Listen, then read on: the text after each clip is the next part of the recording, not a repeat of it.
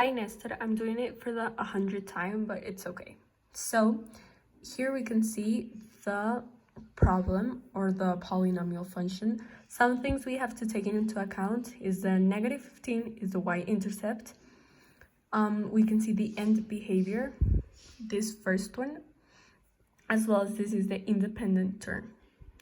So first of all, we have to find all the real zeros. So we can see here, as you can see, we see negative 15, it could be positive or negative 1, positive or negative 3, positive or negative 5, and positive or negative 15. And 8 of n, it's 1, that it could be positive or negative 1. So then we should start seeing which one will give us the real zero. In this case, 1 will give us negative 24, so it means that it's not a real zero. But when we try with negative 1, it will give us a real zero. So therefore, we can see that negative 1 is a real zero, and x plus 1 must be a factor of the function. As we can see, we have the possible zeros, but we don't know these yet. So we use this synthetic division.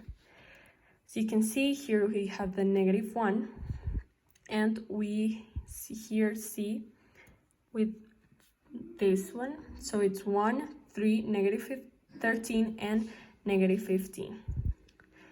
You put the 1 down, and then you multiply. Negative 1 times 1, negative 1, it gives us 2.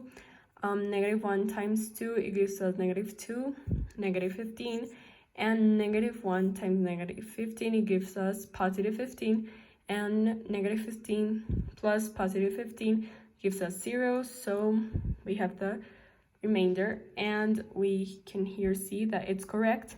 We have the quotient. Now we replace. It gives us x to the power of 2 plus 2x minus 15. This is already in quadratic form, and then we will use this, that it's the factor, and we multiply it. After that, we have here 3, so we have to factor this quadratic form, and we have to see two numbers that multiply give us negative 15 and added give us positive 2. In this case, we can see negative 3 times positive 15, it will give us negative 15, but when you put in negative 3 plus 5, it will give us positive 2. Taking this into account, we can see that we have to take some things into account, like the y-intercept, the end behavior, and the multiplicity.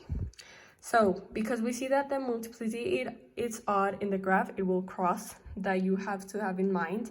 And because the end behavior is odd and it will go in different directions, in here in the graph, each line in the y-axis will represent 5, and each line in the x-axis will represent 1. So in the x, it will give us 1 through 10, and in the y, it will give us 5, 10, 15, 20, 25, 30, 35. So with the ones we will have here, it will give us negative 1, positive 3, negative 5, and negative 15 because it was the independent one. In here we can see negative 5, negative 1, negative 15, and positive 3, so plus 3 or just 3.